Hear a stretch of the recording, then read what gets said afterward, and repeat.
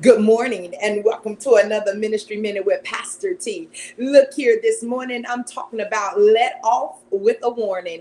I am in the New Living Translation Bible. I am in the book of John, chapter 5. And I am going to start at verse number 9. It says, instantly the man was healed. He rolled up his sleeping mat and began walking. But this miracle happened on the Sabbath. So the Jewish leaders objected. They said to the man who was cured, you can't work on the Sabbath. The law doesn't allow you to carry that sleeping mat.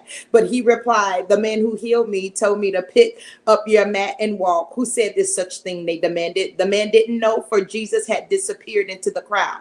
But afterward, Jesus found him in the temple and told him, now you are well, so stop sinning, or something even worse may happen to you. Amen. Here it is. This man had been lame. He had been laying at the pool of Bethesda for 38 years. And Jesus came by and said, hey, do you want to be healed? And he started giving Jesus excuses.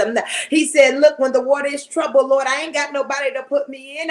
Matter of fact, Jesus said, do you want to be whole? And he just gave God some excuses. And Jesus said, do you want to be made whole? And he cut the chit chatter. He said, look here, pick up your mat and walk. And the guy picked up his mat and began walking. And the Jewish leaders saw him carrying the mat. They didn't care that he was healed.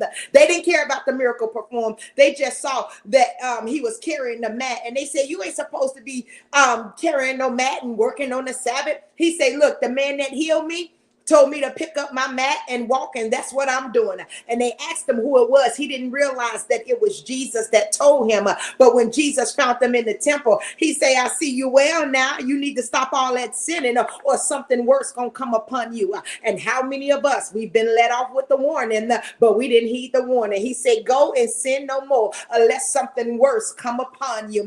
And we thought fat meat wasn't greasy, and we went, and for a minute we were doing good, and then we went back doing the same thing. Here it is. Now we can infer that this man was sick because of his sin. So there's a correlation with some of our sicknesses. Some of us are sick because of sin. And the Lord said, go and sin no more unless something worse come upon you. And some of us, we're dealing with some situations, some circumstances, and some illnesses because we did not heed the warning, and we went and sinned some more.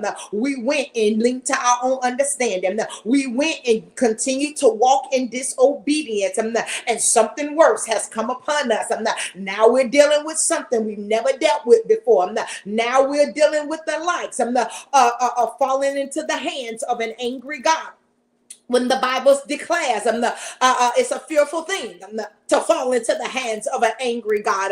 And we are experiencing what it means to fall into the hands of an angry God, because he told us to go and sin no more. He let us off with the warning, but we didn't heed the warning. And for those of you who has heeded the warning, continue to heed the warning unless something worse come upon you. And so here it is, this man, he was sick, laying at the pool of Bethesda for 38 long years. That's a long time to have something for us to be dealing with some situations and some circumstances. And he dealt with that before the worst. And so we don't know what the worst could be. So it will behoove us to take heed to the warning. It will behoove us to appreciate being let off with the warning. And how do I know that many of us won't heed the warning? Because some of us, we have gotten stopped by the police because we were disobedient to what the law said. The law say the speed limit is 50, but we got caught doing 75 in the 50-mile-an-hour zone. And he let us off with the warning, and he said, go and speed no more. Watch your speed. Watch your foot on that paddle. We said, yes, Mr. Officer. Yes, Miss Officer.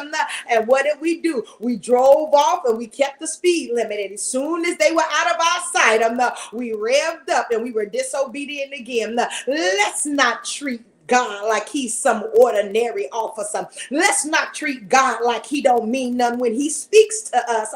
We need to listen. He let us off with a warning before, but he said, go and sin no more unless some worse come upon you. Amen. God bless you. I hope you've enjoyed this ministry minute, and I hope you take heed. And if it be the Lord's will, I'll be back on Sunday with a preach word. You have yourself a blessed day.